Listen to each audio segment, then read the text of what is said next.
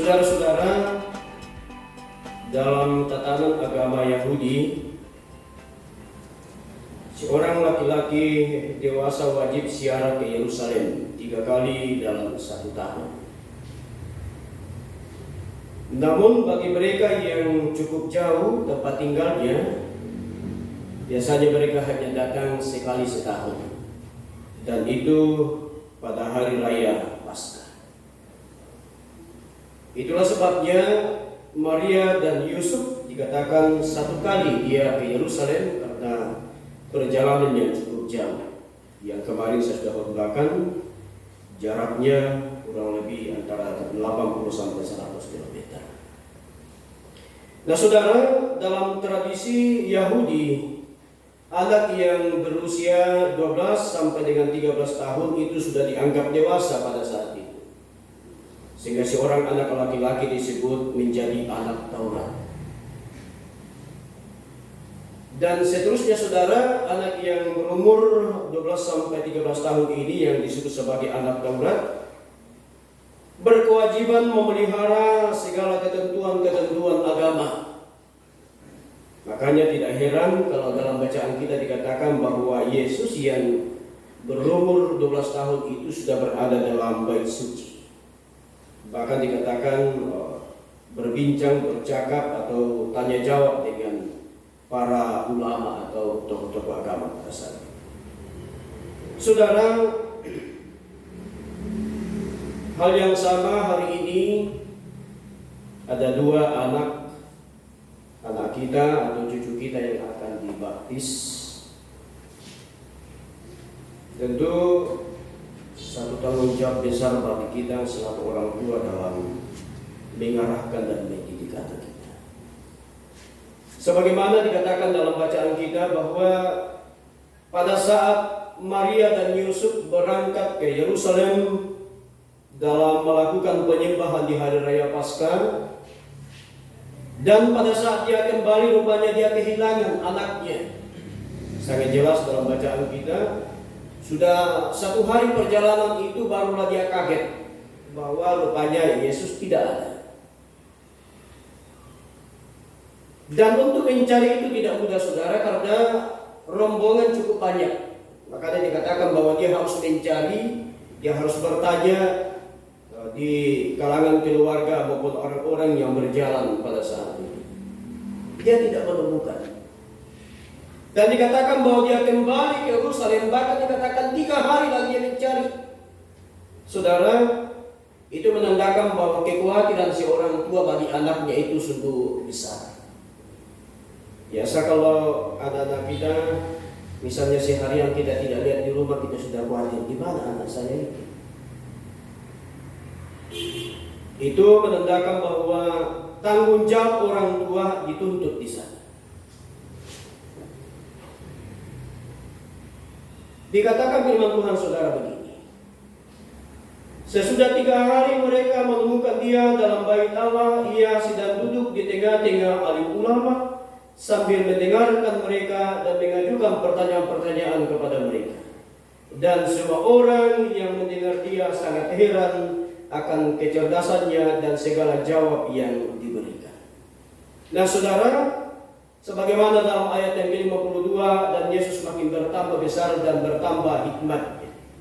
Rupanya, saudara, seiring berjalannya waktu, pada saat umur kita bertambah setiap tahunnya, ini juga harus dibarengi dengan bertambah hikmat.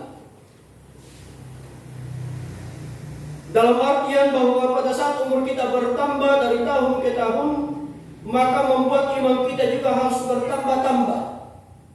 Makanya sering saya katakan, menjadi orang Kristen itu jangan menjadi orang Kristen yang biasa-biasa saja.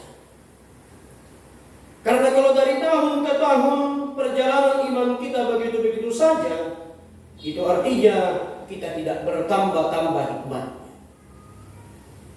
Kedua, anak kita yang akan dibaptiskan ini seiring berjalannya waktu dia akan bertambah besar. Dan tentu dikatakan akan bertambah hikmatnya. Dalam artian yang dituntut di dalamnya adalah tanggung jawab orang tua dalam mendidik dan mengarahkan. Di zaman sekarang agak ada bedanya dengan di zaman dulu. Kalau di zaman dulu biasanya anak-anak setelah dia beranjak dewasa sudah bisa kuat, diasakan parang, terus bapaknya bilang, "Nah, ikut kau ke kebun." Karena zaman dulu belum banyak orang yang mencintai namanya sekolah. Bahkan di zaman dulu tentu ada orang tua di sini yang masih pernah menikmati itu dan merasakan itu. Murid zaman dulu dijemput ke rumah, termasuk saya masih ingat di masa dulu. Mau masuk sekolah itu kita dijemput di rumah, dijemput paksa. Beda dengan sekarang. Kalau sekarang kita yang setengah mati cari sekolah, karena rupanya di sekolah sudah ada kursi yang sudah dipasang. Beda dengan itu. Nah, karena itu saudara, dengan tingkat kedewasaan seseorang itu membawa seseorang ini makin matang dalam berpikir. Nah, inilah yang dialami Yesus. Bahwa pada saat umur 12 tahun dia bawa orang tuanya ke Yerusalem. Rupanya anak ini dikatakan anak Taurat. Dan dalam perjalanannya tentu tidak lepas daripada bimbingan Maria dan Yusuf. Terlepas dari bahwa dia adalah anak Allah. Tapi yang perlu digarisbawahi adalah kepintaran, kecerdasan Yesus ini tidak terlepas daripada bimbingan orang. Nah, karena itu tanggung jawab kita sebagai orang tua adalah bagaimana anak-anak kita dalam beranjak dewasa juga diperlengkapi dengan firman Tuhan yang menjadi bekal utama bagi anak-anak kita. Kalau zaman dulu kan pada saat anak-anak kita beranjak dewasa, apalagi kalau misalnya mau tinggalkan kampung, bekal yang dikasih itu biasanya kalau misalnya mau berangkat, mamanya bilang atau bapaknya bilang, "Nah, pergi kau ke nenekmu dulu. Pergi kau pamit ke nenekmu dulu atau kakekmu dulu sebelum berangkat." Kalau sekarang disuruh pamit, ya paling dikasih misalnya ya pembeli bensin kah, kalau misalnya ada kendaraan, atau pembeli apa ya, orang bilang gula-gula di jalan. Tapi zaman dulu beda. Yang dikasihnya itu sesuatu yang dibungkus-bungkus hitam. Oh my God. Dibungkus-bungkus merah. Opo-opo. Itulah bekalnya zaman dulu. Nah, karena itu di zaman sekarang saudara berbeda. Dalam mendidik mengarahkan anak kita, yang diberikan bukan soal opo-oponya, tapi yang diberikan adalah firman Tuhan yang akan membekali dia dalam beranjak dewasa. Dan tentu saya katakan bahwa Yesus yang dikatakan 12 tahun ini berada di bait suci, bersoal jawab dengan para ulama atau tokoh agama, ini tidak terlepas daripada bimbingan orang tua. Karena itu kita sebagai orang tua tanggung jawabnya sangat luar biasa. Dan besarnya dan makin dikasihi oleh Allah dan manusia. Di samping bimbingan kita, arahan kita kepada anak-anak kita adalah supaya dia menjadi anak Taurat, kalau dalam perjanjian lama bilang. Tapi kalau sekarang bahasa yang lebih keren, dia anak-anak Tuhan. Adalah bagaimana supaya pada saat anak kita beranjak dewasa dikasihi sesamanya. Ini penting. Karena di zaman sekarang lagi-lagi saya katakan berbeda dengan zaman dulu. Kalau zaman dulu kasih itu erat sekali dengan persaudaraan. Tapi di zaman sekarang ini kasih sudah mulai memudar. Kadang-kadang sekarang ini kasih dibatasi hanya sebatas kalangan keluarga. Kalau yang misalnya keluarga ini ya dikasih, kalau misalnya orang yang sudah agak jauh ya memandang untuk tidak. Sadarkah kita saudara bahwa dengan kelahiran Kristus membawa damai bagi kita, menunjukkan bahwa kita semua adalah orang yang sama-sama diciptakan dan harus saling mengasihi antara satu dengan yang lain. Sehingga dikatakan dikasihi Allah dan juga manusia. Sehingga keberadaan anak-anak kita nantinya kita yakini bahwa pada saat kita sebagai orang tua bertanggung jawab dalam mendidik, mengarahkan, terlebih dalam menanamkan nilai-nilai moral yang baik, maka yakinilah bahwa pada saat dewasa nanti dia akan dikasihi Allah dan manusia.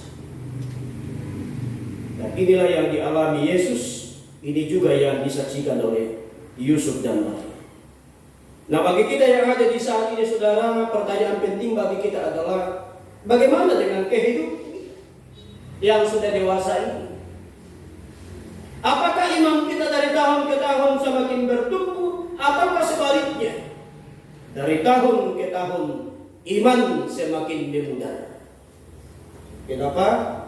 Bisa saja karena teknologi orang bisa mulai memudar. Tidak usah jauh-jauh. Alkitab ini yang biasanya kalau zaman dulu kemana-mana dibawa, rumah tangga dibawa, kebaktian apapun ini Alkitab dibawa. Sekarang sudah agak beda. Alkitab hanya terlihat pada saat misalnya hari Minggu. Tapi kalau ibadah-ibadah biasa yang kelihatan apa? HP. Karena itu saudara, nilai-nilai keagamaan, nilai-nilai moral kehidupan manusia harus ditanamkan mulai dari sekarang. Karena kita tahu generasi-generasi ke depan, kemajuan teknologi ke depan lebih dahsyat ketimbang tahun ini. Nah, untuk menjawab itu tentu dimulai dari sekarang sudah harus diperlengkapi. Makanya di zaman sekarang kalau kita bandingkan zaman dulu, masih orang-orang tua kita dulu tidak pernah berhadapan dengan komputer. Kalau sekarang sudah komputer. Sehingga di kantor-kantor itu semua memakai komputer, alat-alat canggih. Kalau zaman dulu tidak. Dulu saya masih ingat ada mesin ketik yang kayak ayam makan jagung itu. Saya masih ingat sekali dulu waktu masih kuliah. Jadi kalau kita mengetik, bunyi-bunyi. Itulah perbedaan saudara.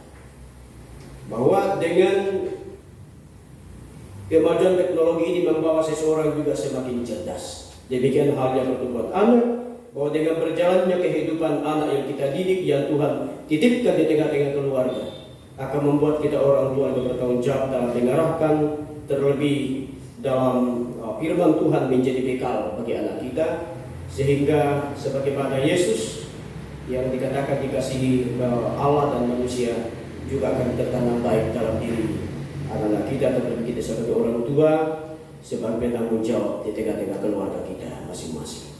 Tuhan menolong dan memberkati kita. Mari berdoa. Terima kasih Tuhan, firman-Mu di saat ini. Biarlah menjadi bekal bagi kami sebagai orang tua maupun umat-Mu dalam mendidik mengarahkan anak-anak kami.